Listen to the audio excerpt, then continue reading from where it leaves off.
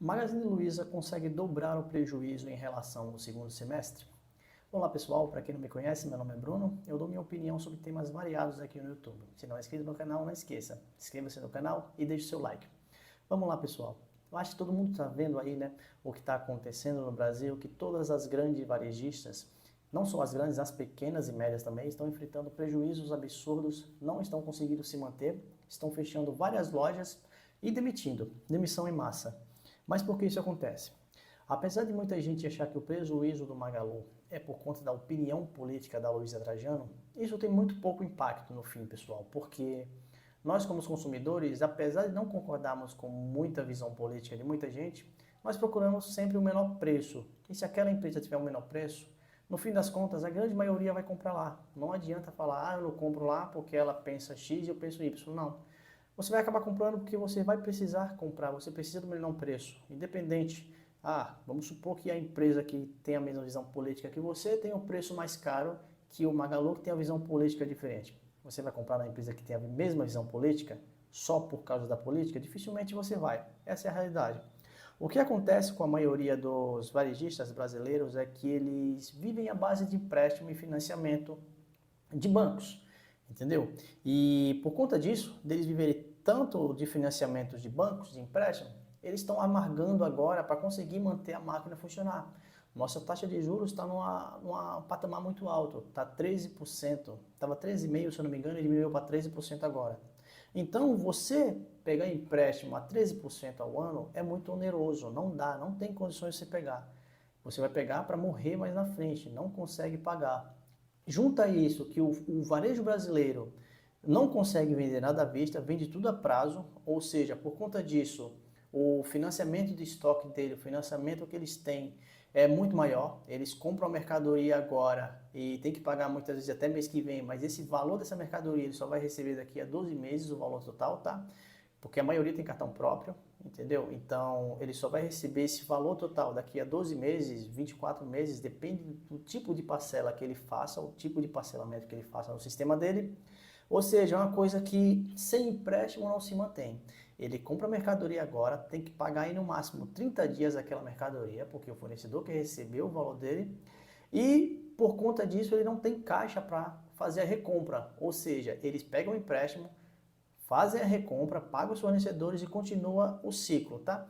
Por isso é muito ruim o grande varejo brasileiro, é por isso que eles sofrem tanto. Eles não estão mais conseguindo pegar empréstimos barato na rua, não estão conseguindo pegar financiamento barato na rua. Por conta disso, eles estão sem caixa para trabalhar, que eles não têm caixa, eles dependem muito dos investimentos dos investidores. Entendeu? Junta isso ao problema que a gente está agora no país, que é a falta de dinheiro da população, a inflação comendo dinheiro, está tudo caro, a taxa tributária está muito alta e por conta disso o consumidor está comprando menos. O consumidor comprava dois, está comprando um, o que comprava um, muitas vezes não está comprando nada por conta disso, que ele não tem mais o poder aquisitivo. Então você junta tudo isso, que o consumidor não tem dinheiro, o empréstimo, os juros do empréstimo tá caro e a inadimplência, porque essas pessoas que não têm dinheiro estão começando a ficar inadimplentes, não estão pagando essa venda parcelada que o varejo brasileiro é acostumado a fazer, isso é sinal de prejuízo, eles não vão conseguir nunca, entendeu? Você pode ver até aqui na matéria, vou ler a matéria aqui rapidinho. O Magazine Luiza registrou um prejuízo de 301 milhões no segundo trimestre desse ano, de acordo com o balanço financeiro divulgado pela companhia nesta segunda-feira. Em relação ao mesmo período do ano passado, quando teve um resultado negativo de 135 milhões, o Magazine Luiza viu o prejuízo aumentar 123%. Aqui fala também que, no entanto, a receita da varejista ficou praticamente estável em 8,57 bilhões de dólares de reais, desculpa, não dólares, não de reais, ante 8,56 bilhões de reais, tá? E fala também, as vendas totais do Magazine Luiza aumentaram 5,8% na base anual para 15 bilhões. As vendas por meio do e-commerce totalizaram 10,7 bilhões no segundo trimestre, um avanço anual de 7%. Pelo Marketplace, as vendas subiram 15% para 4,2 bilhões de reais. Só que isso aqui tem um detalhe importante, pessoal. ele manter esse 8,57 bilhões de reais em venda não quer dizer muita coisa. Por quê? A inflação está aí. Uma coisa que custava R$5, hoje não custa 5. Hoje custa quase 10, por causa da desvalorização que esse produto teve em um ano. 10 é absurdo, é um valor absurdo que estou colocando, mas não custa 5. Você entendeu o que eu quis falar, né? Ou seja, então, esse 8,57 milhões de reais não quer dizer que o Magazine Luiza cresceu. Na verdade, ele retraiu. Se você ver, se do ano passado para cá a inflação aumentou e ela vendeu a mesma coisa, você tem que concordar comigo que o dinheiro desvalorizou e ela continuou vendendo a mesma coisa. Ou seja, na verdade, ela teve prejuízo. Ela não cresceu em vendas. Eu garanto, se eles mostrarem o resultado em quantidade de venda, quantidade de produto vendido, vai ter uma queda. Por quê? O produto que o cliente comprava por 5 ano passado não compra por 5 esse ano.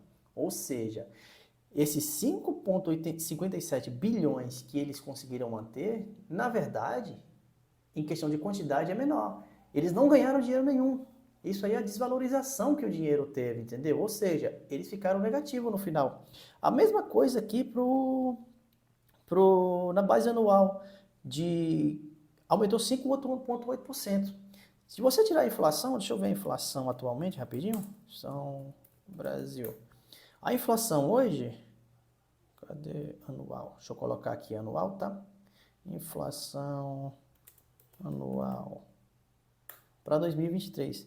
A inflação 2023. Desculpa a demora, pessoal. Que notebook é 23. Não gosto de notebook. Ó, a nossa inflação anual está em 5,8%. Ou seja, ela ficou no 0 a 0, pessoal. Ela não cresceu. Ela cresceu 5,8%. Isso cobriu apenas a inflação, desculpa. Ou seja, ela ficou no 0 a 0. Ela não cresceu nada em vendas totais, tá? Ela, na verdade, não se manteve 8,57 para 8,56. Ela não se manteve nada. Ela, na verdade, ela retraiu, porque esse dinheiro que ela ganhou, na verdade, ela não teve de retorno. Então, você pode simplesmente subtrair esse 8,57, você pode subtrair 5,8%, que é, na verdade, o que ela teve. Ela vendeu menos. Para ela se manter, a realidade era a seguinte, ela teria que vender 8,56 bilhões mais adicionais 5,8% da inflação, para ela se manter no 0 a 0, ou seja, ela não se manteve. Também tem aqui as vendas no e-commerce, totalizaram 10 bilhões no segundo trimestre, avançou 7%, se você subtrair a inflação, na verdade, ela avançou 1,2%, e pelo marketplace, subiu 15%, esse realmente ela cresceu, de 5 para 15, você tem 10% praticamente, não 10, vai ter 9,8%, ou seja, no marketplace ela cresceu, no e-commerce ela cresceu, na verdade, 1,2%. Nas vendas totais, ela não cresceu nada. Ela se manteve no 0 a 0 depois que você subtraiu a inflação. E na receita, na verdade, ela teve prejuízo de receita, tá? Independente disso daqui, que ela vendeu 8 bilhões, depois que você subtrair, você não vai ficar com 8 bilhões. Por isso que quando você medir qualquer resultado de qualquer empresa, o ideal é você medir por quantidade vendida. Porque você medir por valor real, muitas vezes você cai nessa armadilha. Quando você joga o valor real, você pensa, poxa, não cresci, mas também não retraí. Mas quando você vai subtrair a desvalorização daquela moeda, que você não tem mais aquele poder de compra, você retraiu.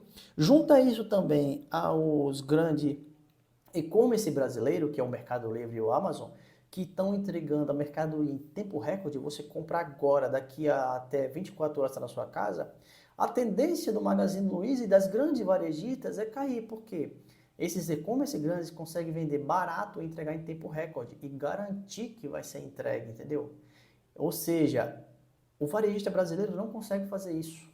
E mesmo que eles corram atrás da peteca agora, para não deixar a peteca cair, eles já estão muito tempo atrasados. A probabilidade é triste para esses grandes varejistas, não tem nada a ver com o contexto político, tem a ver com a parte administrativa deles mesmos, o modelo de funcionamento do varejista brasileiro, que é viver à base de financiamento de bancos. Quando acontece esse problema do governo imprimir dinheiro demais, do governo taxar demais, aí por conta disso o Banco Central tem que aumentar a taxa de juros para manter a inflação em controle, essas grandes varejistas quebram. Então não vai ser novidade nenhuma se daqui a alguns anos Magalu quebrar, Casas Bahia quebrar e entre outras quebrarem. Por quê? Eles vivem à base de empréstimo. Vai quebrar, infelizmente, pode ser que quebre, vai afetar muito a economia, mas é um ciclo normal da vida. Quebra a Casas Bahia, quebra o Magalu, vai entrar outra empresa que produz o mesmo serviço, que oferece no mesmo lugar e vai continuar a mesma coisa. Aqui o Brasil tem esse problema. Todas as grandes varejistas vivem na base de crédito, tá bom? Então, isso daqui, na verdade, não tem nada a ver com política, como eu falei, tem a ver com a parte da gestão das grandes varejistas brasileiras, que a gestão do Brasil é feita à base do crédito. O brasileiro dificilmente compra algo à vista e quando compra algo à vista é porque é uma queima de estoque. Então, você une esses dois problemas e com o contexto atual do nosso país, a tendência é ter prejuízo mesmo. Não tem muito o que fazer, pessoal. O vídeo de hoje foi esse, tá bom? Se gostou do conteúdo, novamente, não se esqueça de deixar o like e se inscrever no canal.